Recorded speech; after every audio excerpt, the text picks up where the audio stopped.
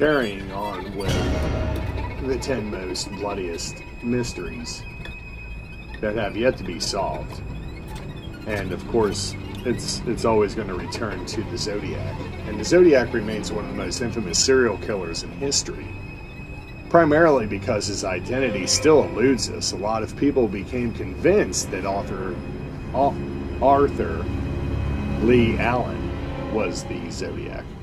Others, however, feel that there are several pieces of evidence working against Allen as the killer. He didn't resemble a sketch, his handwriting didn't match the letters sent to top police, and his DNA didn't match any of the partial DNA profiles that were obtained from an envelope.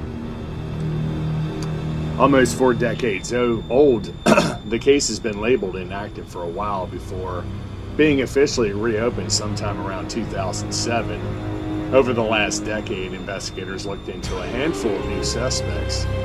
3 men came forward claiming their fathers were the Zodiac. Among them was a retired detective, Steve Hodel, who had previously argued that his father, George Hill Hodel Jr., was responsible for the Black Dahlia murder. 2 other men claimed they received confessions regarding the Zodiac killings. One of them was a lawyer named Robert Tarbox, who had a sailor walk into his office during the 1970s and confessed to being the Zodiac. Tarbox kept the secret for 30 years due to confidentiality agreements.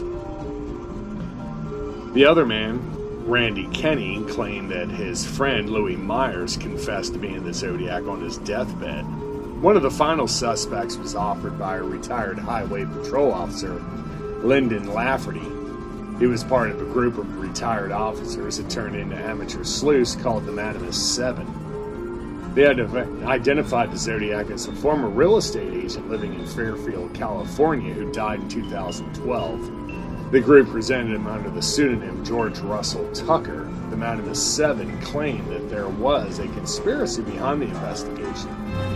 Tucker's wife was having an affair with a judge who diverted investigators' attention. So the Zodiac still remains that mystery long past the